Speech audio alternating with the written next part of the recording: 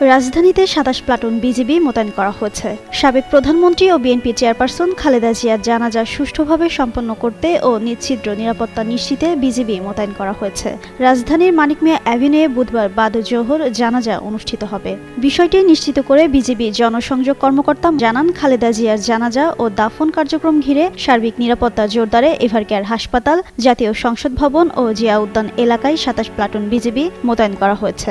জানাজা আয়োজনে যাবতীয় প্রস্তুতি সম্পন্ন হয়েছে বলে মঙ্গলবার রাতে জানিয়েছে প্রধান উপদেষ্টার দপ্তর। খালেদা জিয়ার প্রতি সর্বস্তরের মানুষ যাতে নির্বিঘ্নে সম্মান জানাতে পারেন এবং তার জানাজায় অংশ নিতে পারেন সেজন্য সব প্রস্তুতি নিয়েছে সরকার। জানাজা উপলক্ষে বুধবার সাধারণ ছুটিও ঘোষণা করা হয়েছে। গেল মঙ্গলবার রাতে প্রধান উপদেষ্টার দপ্তর থেকে জানাজা আয়োজনে যাবতীয় প্রস্তুতি সম্পন্ন হয়েছে বলে জানানো হয়েছে। প্রধান উপদেষ্টা দপ্তরের এক ফেসবুক পোস্টে বলা হয়েছে, বুধবার জানাজার সময় জাতীয় সংসদের দক্ষিণ প্লাজার বদলে মানিক মিয়া অ্যাভিনিউয়ের পশ্চিম প্রান্তে খালেদা জিয়ার মরদেহবাহী কফিন রাখা হবে। জাতীয় সংসদ ভবনের ভেতরের মাঠ, বাইরের অংশ ও মানিক মিয়া অ্যাভিনিউ জুড়ে জানাজা অনুষ্ঠিত হবে।